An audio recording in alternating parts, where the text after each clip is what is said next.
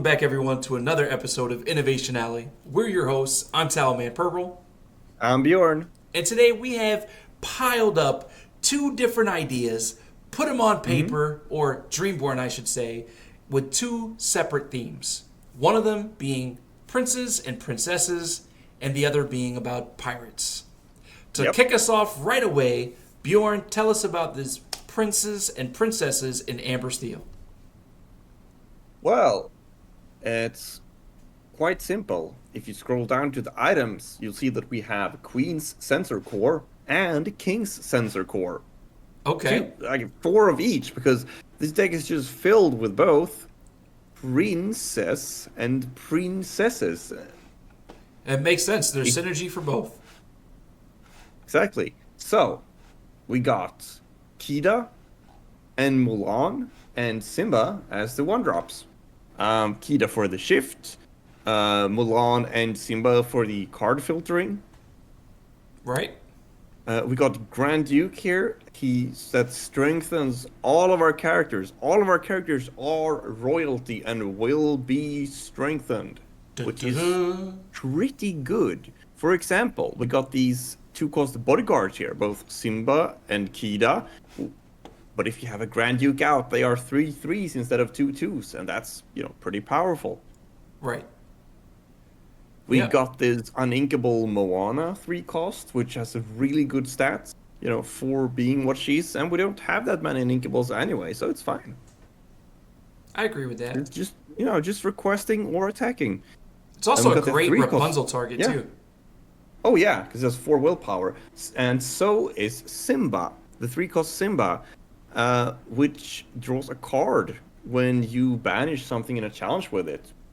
Which, again, can be strengthened and have more power with Grand Dukes. Really, really great. Or gain resist from King's Sensor Core, Yeah, and we love drawing cards, so...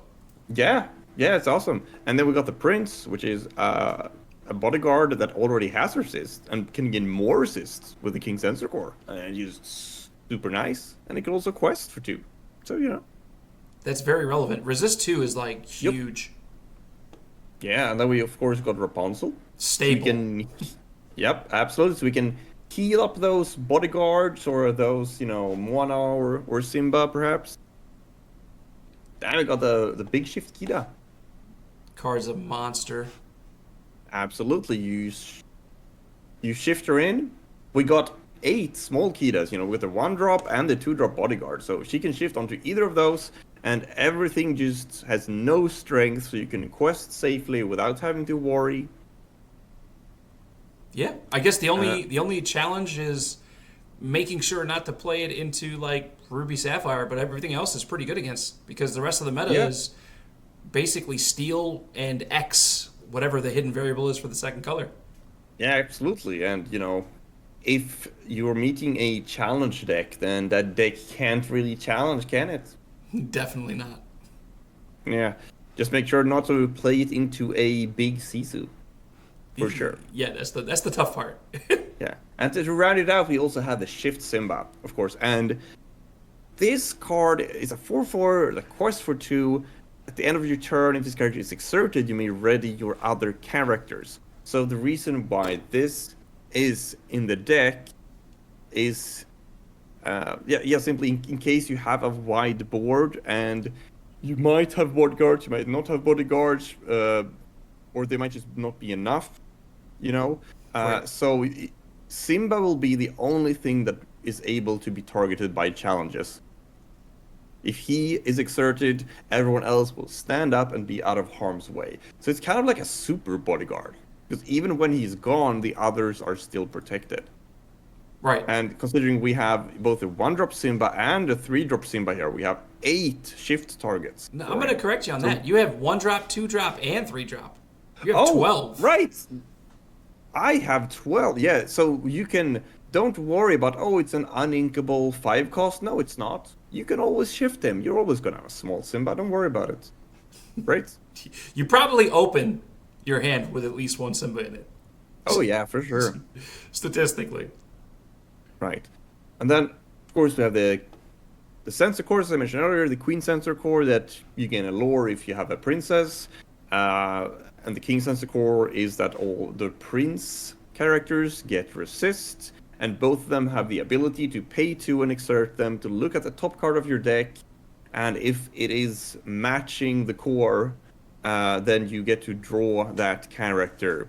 Now, of course, you have both out, and let's say you use the King core to look, and it's a princess one, then you can just use the Queen core to draw that princess. So synergy with each other, kind of.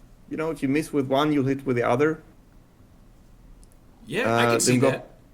Yeah, then we got the Glass Slipper. It's a pretty powerful card here. Because you have to have a prince to use it, and when you use it, you can get a princess from your deck. We have a lot of prince characters and a lot of princess characters, so this can be used, for a lot of things. Yeah, it's got really good synergy if you're trying to like tutor up a Rapunzel, for example. Yeah, absolutely. It's a lot of these characters can just be, and either I want a Rapunzel, or I want a big Kida, or whatever or your Moana. heart desires. It's definitely one of those 3 bigger characters for sure. I mean, it could also be the bodyguard. Let's not get it twisted. That's a possibility. It could be. Yep. And then I have the Imperial Bow, which is, and this. Oh wait, this has nothing to do with the royalty. This is just as hero characters. Well, guess what? Every single character except for Grand Duke is a hero. So actually, Imperial Bow works really, really well here, and it's so we can challenge better, but mainly because it gives evasive, right? We have no way of hitting evasive characters. So the Imperial Bow gives us that ability with anyone we want. That's kind of important. Yeah, so if you're up against some evasive stuff, then Imperial Bow can be used and used again every single turn, and you can always take them out. It gives some reach to the deck for sure, since the characters don't naturally have evasive on them. Yeah, and that's pretty much it. And the buff for the strength stat. Yeah. 12 items, 48 characters. Flat 60, 10 uninkables. Never gonna have Only a worry. 10. Yep, that's awesome. No worry in the world. There you have it. Amber, Steel, Princes, and Princesses to the core. Yep. And then to flip it to the other side, I have brought Emerald, Steel, Pirate locations. So kind of like dual themed here, just like his, with Princes and Princesses. We have Pirates and locations. It would not be a TowelManPurple deck if it did not have locations. He's probably right. Okay, so we'll kick off with Zazu. It's just a 1-drop, and typically you would bypass this card, overlook it, but if it's at a location, it gets the quest for 2, so putting some early lore pressure on is something that's desperately needed. Captain Hook, obviously a great challenger, and is a pirate, so themes with the deck exceptionally. Now, Mini is one of my favorite cards in this deck because it kind of checks some of the Sapphire decks and will allow you to kind of outplay some of these Sapphire decks, because they would probably quest with Bell if they get it out early. Because if, for example, if they played Bell on 1 and you just play Mini and pass, Mini doesn't pose a threat to Bell. However, if you play the Cove on turn 2 and put Mini at the Cove, it profitably trades with Bell. Oh, Hidden Cove makes it a 3/4. Wow. So that's crazy. Aside from that, the Mini also will not die to a Storm or a Strength right off the bat at the early stages of the game. Right? Well, Storm it'll never get banished from. It surely will not get banished. But Strength, it could as the game progresses.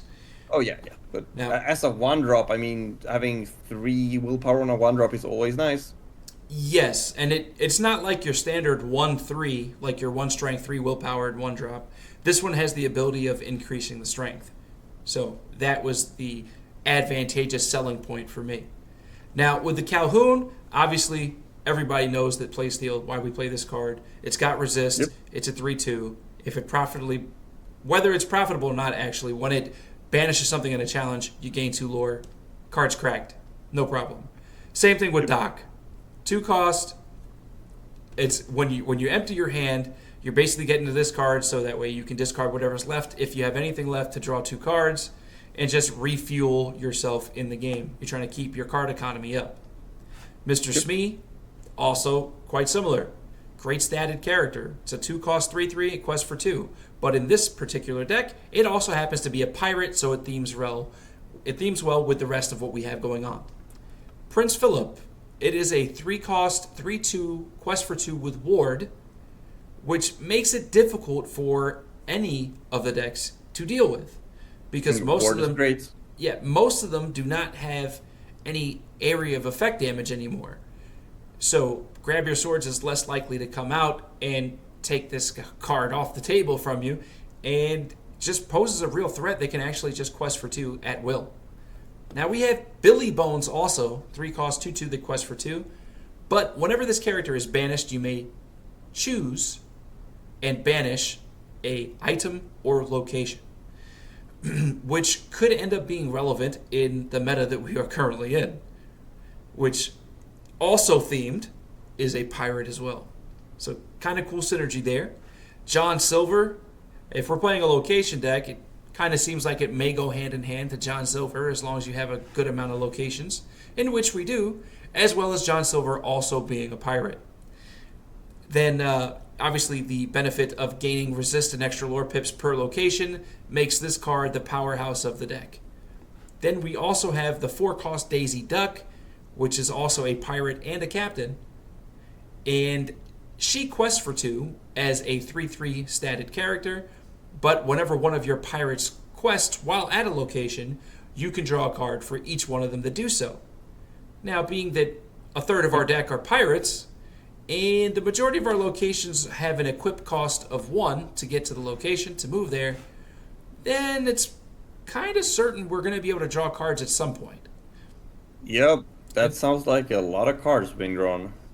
And that's kind of the goal, to make sure that we don't run out of resources.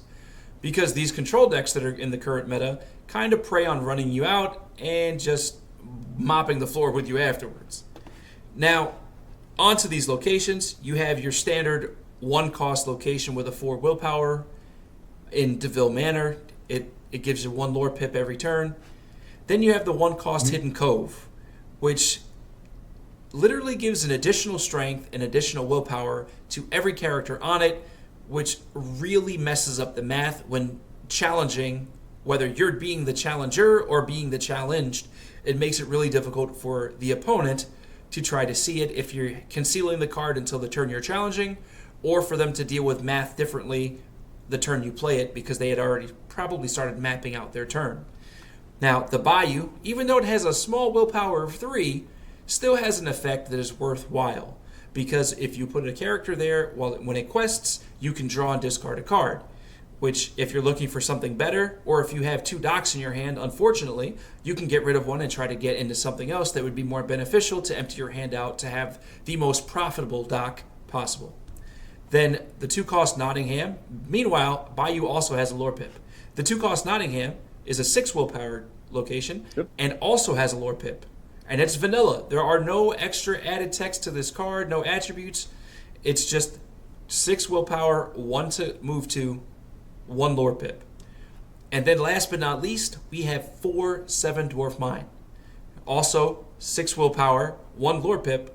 But with this one, it says whenever a character moves to this location, you may deal 1 damage to chosen character of your choice. And if that character that you move there so happened to be a knight, it would then deal 2 instead. So our knight in this deck happens to be Doc, and everything else will still just to be able to get that chip damage of 1, which can also help fix the math when doing challenging, right? Whether it's from this turn or the following turn, like whether the dwarf mine is in play, or if you're holding it in your hand, so that way you can create a math scenario now for the mine to come into play the next turn and finish off the math to get that profitable challenge or character off the table. But there you have it. Full 60 cards, Emerald Steel, pirate locations.